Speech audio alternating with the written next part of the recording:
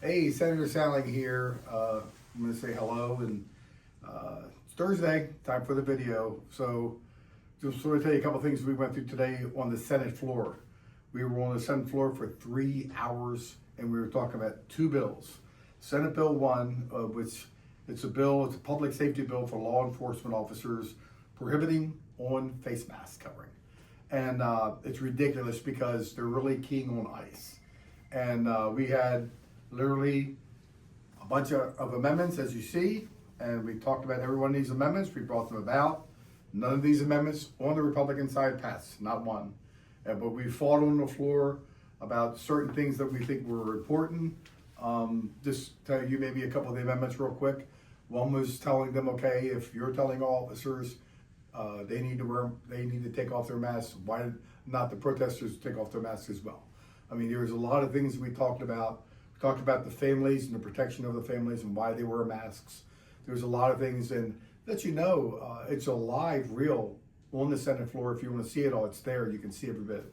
But this is just one of the bills we fought 3 hours. Also, Senate Bill 245, Public Safety, the Immigration Enforcement Act, which they're telling that our state people can tell the federal people what to do, which we know is unconstitutional.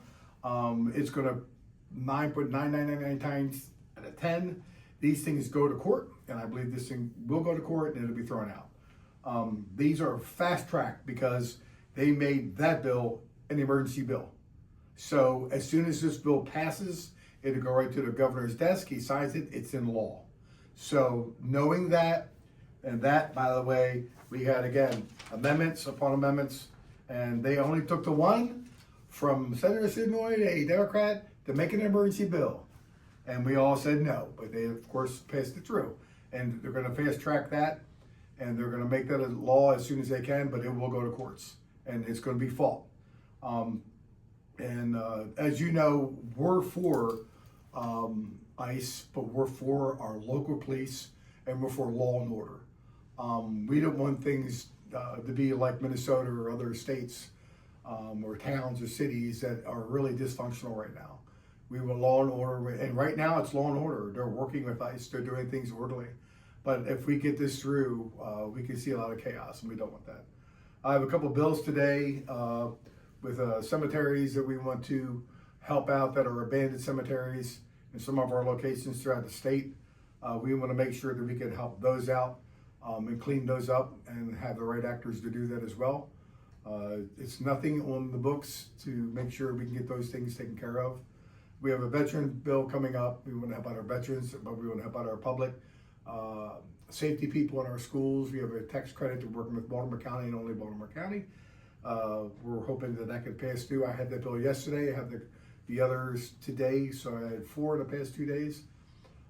We're doing all that we can to work with our public servants and our police officers and veterans.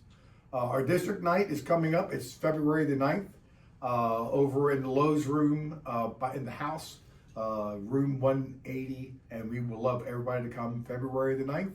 Come on down. It'll be like from 5 or 6 to 8 o'clock in the evening, and we'll have plenty of food, good time.